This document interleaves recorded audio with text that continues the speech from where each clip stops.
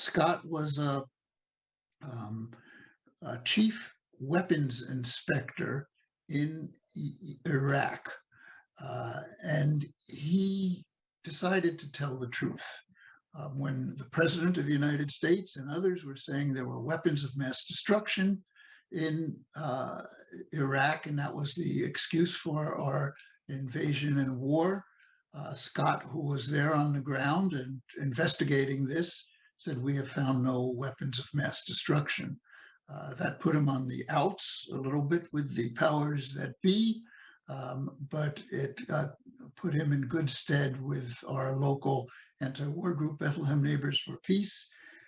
We called a big meeting in our town hall. It was filled to the brim. Every chair and every wall space and floor space was filled up, and we had a wonderful meeting to discuss the situation in Iraq. And it really helped launch Bethlehem Neighbors for Peace, which really helped launch United National Anti-War Coalition, UNAC. Well, today Scott is doing the same thing. He's looking with an honest person's eye at what is going on in Ukraine, which is a very different war, and I think he will explain some of this, than the Iraq War. And he's telling the truth. It's very, very difficult to do. Those of us that are doing it have to be very careful. We are censored in a lot of the social media. Scott will talk a little bit about that today too, I'm sure. And only one side is getting out. It's very, very difficult because all the Russian media has been stopped in the United States, and media of other countries that have a different narrative than the United States has been stopped in the United States. And really to get some information of what is being said on Russian media, what is being said by some people on the ground that you don't hear in the US media, you got to go onto other kinds of platforms like Telegram, which is a platform that's encrypted so people can't tell information. And we're seeing other voices there, and some of that is starting to get out a little bit in the United States. So with that, I'm going to introduce Margaret, who will introduce the first question to Scott and may say a couple of words. Margaret, you're up. Great. Thank you so much, Joe. And welcome, Scott. Welcome, everyone who's made it to the webinar tonight. It's really great to see you. And the fact that you're here is just so important because, as Joe said, there's so much misinformation going on right now about what's happening with Ukraine. And what's happening is really, it's an example of kind of where we are right now in the world in so many facets, in the militarization, in the climate crisis, economic crises that we're facing, and really the culmination of years, as you'll hear, of planning that's gone into bringing us to where we are today. But it's, it has such implications globally. It's really changing, feels like it's changing everything, and also putting us at great risk at the same time. So it's so important that we get accurate information. We're so grateful to people like Scott who are able to provide that, who has such a wealth of experience and can provide us with that information so that we can share it out more broadly and try to cut through the lies that are being told to push us into a major and very dangerous conflict. So I'm going to stop there because I know we really want to hear from Scott, but I just thought, Joe and I have a number of kind of areas that we want to concentrate on tonight. But before we get to that, Scott, I thought if you could just kind of give your feelings, like where we are right now today, what's happening right now, and kind of, anything that you want to share about that. Well, sure. I'll start by, the best way to judge where we're at today is to understand where we came from. Back in the 1980s, we had a Cold War between the United States and the Soviet Union. I mean, the United States led alliance called NATO, North Atlantic Treaty Organization, confronting the Soviet Union and the Warsaw Pact. And the line of confrontation basically ran through Germany, West Germany, East Germany, both occupied at the end of the Second World War. And this was a very dangerous situation, especially in the early to mid 1980s, when the Soviet Union and the United States began introducing what we call intermediate nuclear forces. These are missiles that have a range of say 500 to 5,000 miles. But what made them especially dangerous was, for instance, in the Soviet case, the SS-20 had 3 warheads, and they had hundreds of these missiles. So if there was going to be a war in Europe, every single major European city would be destroyed. I just want to say that one more time so it sinks in. Every single major European city in Europe will be destroyed if there was a war. The United States responded by deploying its own missiles, a cruise missile, Tomahawk, and then the ground launch cruise missile, and then the Pershing II. The thing about the Pershing II is that once it was launched from its base in Germany, it could hit Moscow in 7 to 10 minutes, meaning that there's no time for anybody to make a decision, no time to think. If a launch was detected, you're going to hit the button and fire everything, which means not just every single major city in Europe, but every single major city in the United States would have been evaporated within 45 minutes. The world ends. This wasn't a joke, ladies and gentlemen. This was real. We lived it 24/7. I was raised in Germany. We lived in a German village next to a nuclear weapons depot. If there was a war, that would be one of the first targets hit. So every morning as a child, I woke up wondering if I was going to get the 200,000 degree suntan, which is basically what happens when a nuclear bomb goes off and the heat flash hits you. That's the reality we lived in. The United States and the Soviet Union, or what we call Russia today, on the cusp of a war that could terminate life as we know it in the world. Now, the Cold War ended. It didn't just end on its own. One of the things I did as a Marine was not only trained to kill the Soviets, I was pretty proficient in what we call combined arms warfare, maneuver warfare, but I also was the first inspector sent to the Soviet Union in 1988 to implement the Intermediate Nuclear Forces Treaty that got rid of those missiles I was telling you about. So there was a recognition on the part of the United States and the Soviet Union that these missiles represented an existential threat to the survival of the world, and they agreed to get rid of them. We did this. And because of that, we developed this trust that led to, a reduction of tension. And then the Soviet Union fell, the Warsaw Pact went away, and one would have thought that this was a perfect opportunity for a framework of peace to break out all over Europe. But the United States and the Europeans decided to keep NATO in place. And NATO transformed into something that it wasn't originally envisioned to be. It was originally envisioned to be a defensive organization, a defensive alliance, and then became an alliance that now had European security as its mission, and that included offensive military action. We saw that in 1999 against the Serbs. We saw that in 2011 against the Libyans, and on and on and on. So the situation we find ourselves in today is, instead of the world being a safer place after going through this horrific period of time in the 1980s, it's like we've gone back in time. It's like a Michael J. Fox movie. We got in our DeLorean and we went too fast and poof, we're back in time. Because once again, we have NATO facing off against a Russian military capability.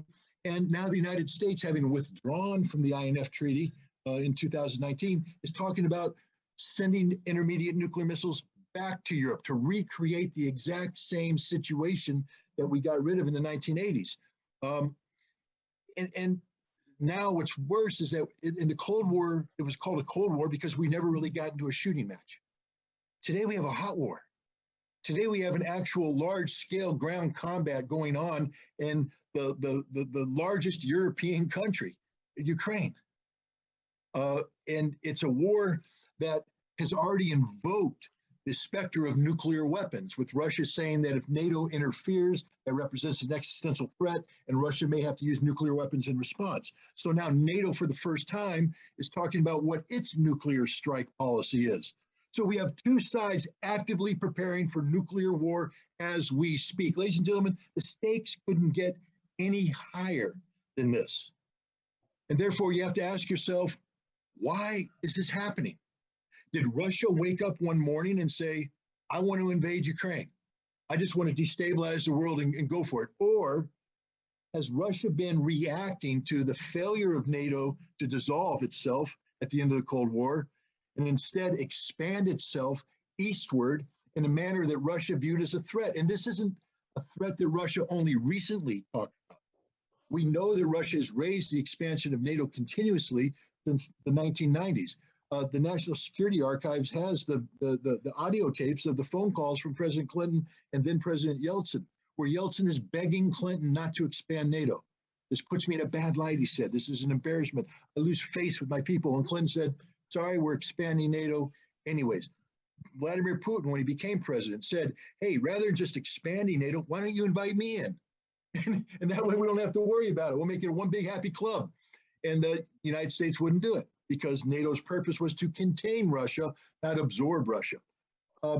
This expansion of NATO has been viewed by Russia as a threat. We know this. In 2007, Putin spoke at the Munich Security Conference, gave an outstanding speech, one of the best examples of modern political rhetoric anywhere. I advise everybody to go and watch it.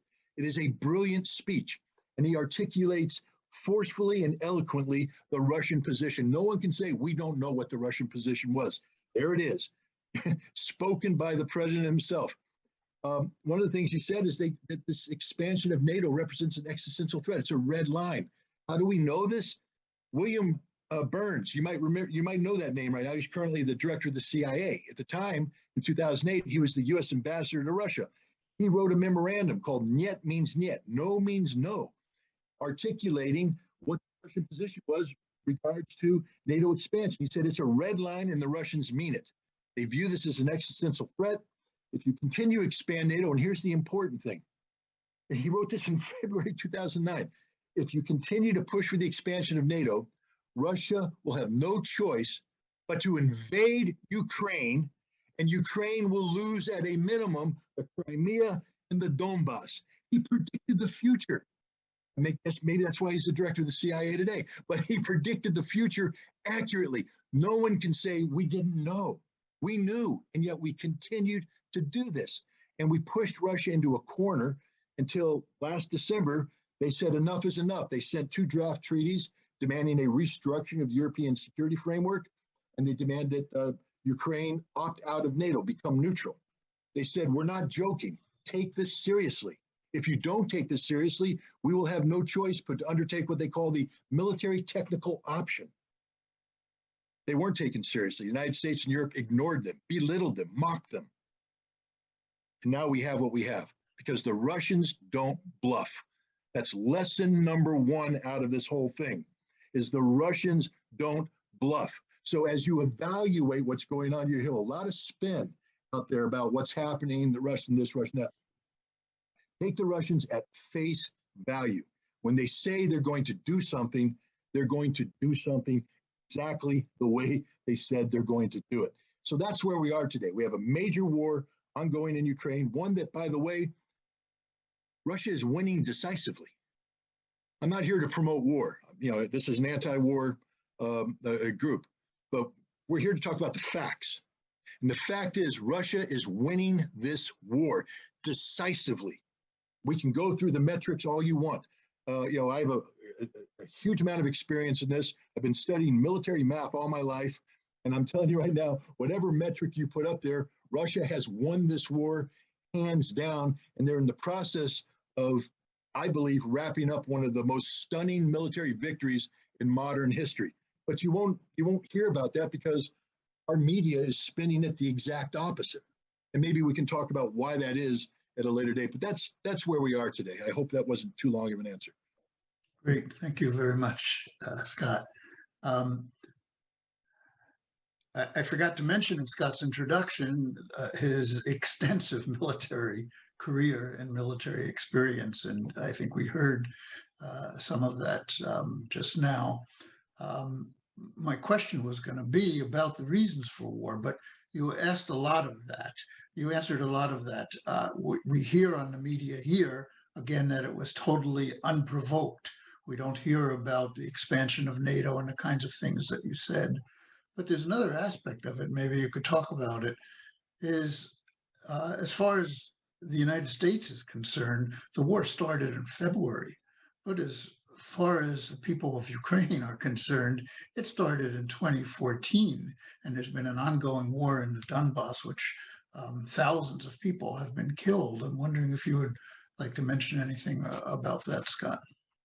Sure. Well, I think, again, I'm a historian by training, so I always go back to the beginning because I don't like to start in the middle of a story because you miss the context. The beginning actually goes back to World War II. Prior to World War II, the Molotov-Ribbentrop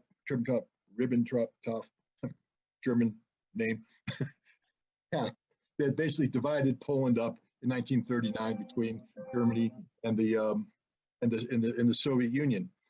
Because of this pact, the way Poland was divided, Eastern Poland became Western Ukraine, and so it was this artificial entity that was lobbed onto Western Ukraine, and the population of Eastern Poland, also it's known in history as Galicia, has been very resentful of the Soviet rule.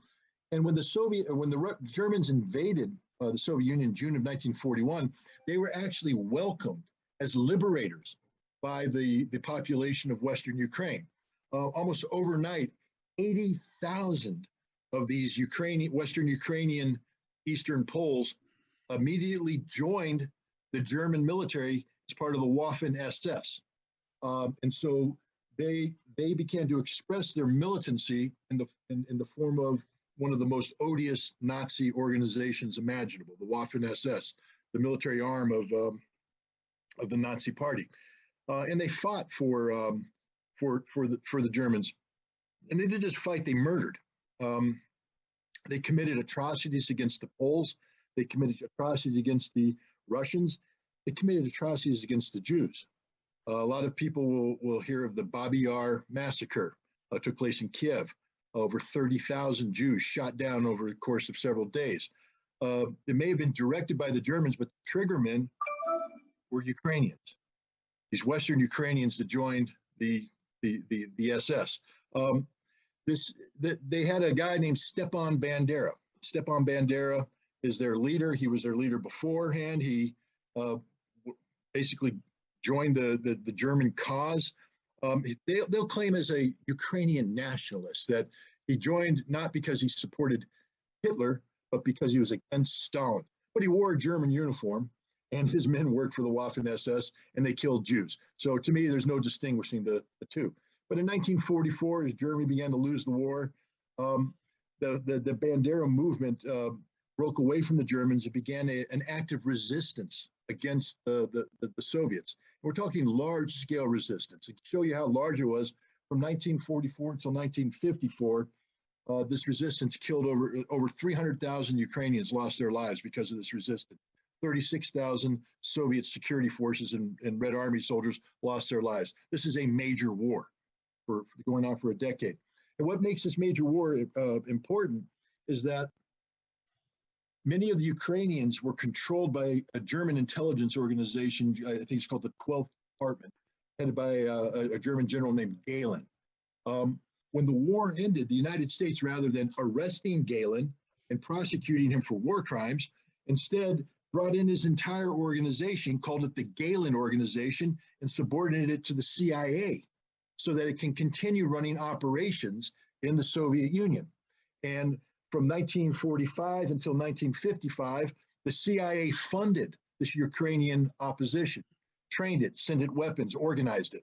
In 1955, they basically were defeated, but the CIA didn't walk away. From 1955 until 1990, the CIA continued to fund and support and nurture this Bandera movement as part of their propaganda effort. They kept them alive, kept the ideology alive as part of their anti-Soviet activity. This funding only stopped in 1990, but the reason why I bring it up is that when we talk about 2014, we talk about the empowerment of the Bandera movement from a small, right-wing, ideology that had a limited political impact into this major player in Ukraine. And some people say, well, how could you have known? How could you have known this was going to happen? How could you have known the CIA built it? nurtured it, grew it, owned it, controlled it. It wasn't a secret to the United States. So we knew exactly what we were doing when we breathed life into this militant movement in 2014. We supported these color revolutions. 2004, there was a color revolution, the Orange Revolution, that throughout old Soviet rule brought in new quote unquote democracy. There's never been a democracy in Ukraine. Ukraine is one of the most corrupt nations on the planet. Everybody talks about Russian oligarchs. The Ukrainians have more oligarchs per capita than the Russians do, and their oligarchs actually control the politics. How did Zelensky become president? Zelensky was a comedian working for a channel owned by an oligarch who decided, I want to make you president. Zelensky didn't wake up one day and go, I want to be president. He played one on TV, a very popular comedy, I think called Servant of the People. I've watched it. Funny as heck. Really good show. You should watch it. But it's not reality. It's fiction. But it's like if Americans were watching West Wing and decided to elect Martin Sheen as president because he played one on TV. Martin Sheen has no qualification to be president of the United States, but he played one on TV, so we're gonna make him president. Well, that's what the Ukrainians did because the state of their politics is so horrible. But going back to 2014, there was a pro-Russian president named Viktor Yanukovych who was struggling with a major economic problem.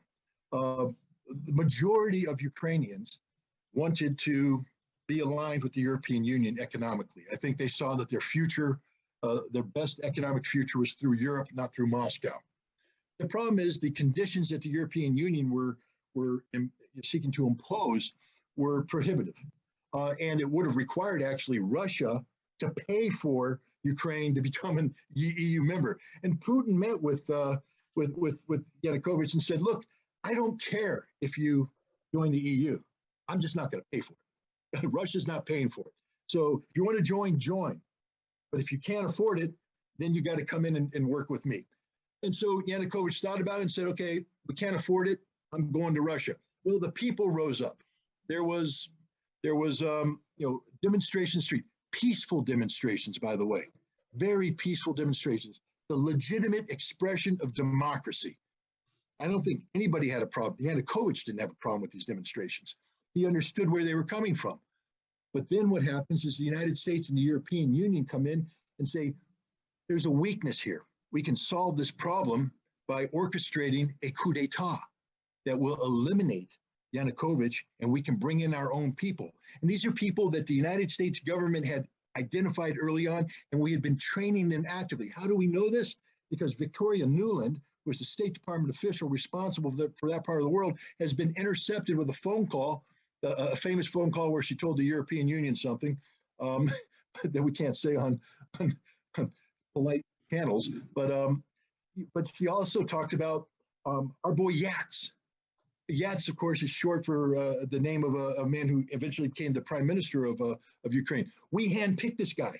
We handpicked the government. We were talking about Yats competing with Klitschko and all this stuff, and who's going to be the best person. We're making the decisions. And this is a coup d'etat. Now, the peaceful demonstrators can't get rid of Yanukovych. So we brought in the people we know. We brought in the Bandera people. And they came in armed. They seized, they stormed police armories, took weapons, came down, and they overnight, they turned what was a peaceful demonstration in the Maidan Plaza into a violent revolution that killed scores of people. Horrible acts of violence. I mean, again, I don't want to get too political here. We call what happened in January 6th of last year an insurrection. Of 2021, I think, an insurrection. The horrific storming of the U.S. Capitol. I condemn it with all my heart. I view that as a gross acts of violence. That's a demonstration gone bad. But it wasn't an insurrection, ladies and gentlemen. An insurrection, they would not have voluntarily left the Capitol. An insurrection would have gone in with guns blazing, killing every member of Congress. That's what an insurrection does. How do we know? Because there was an insurrection in the Maidan in February 2014. That's what an insurrection looks like. It was a U.S. orchestrated insurrection to achieve one purpose, to get rid of Viktor Yanukovych. How do we know that? Because Joe Biden called Viktor Yanukovych in person and said, you got to go. I don't mean to get angry, but come on, man. What is regime change policy?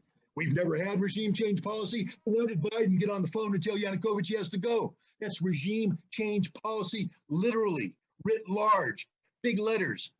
And he left. But now what happened? You created this mess.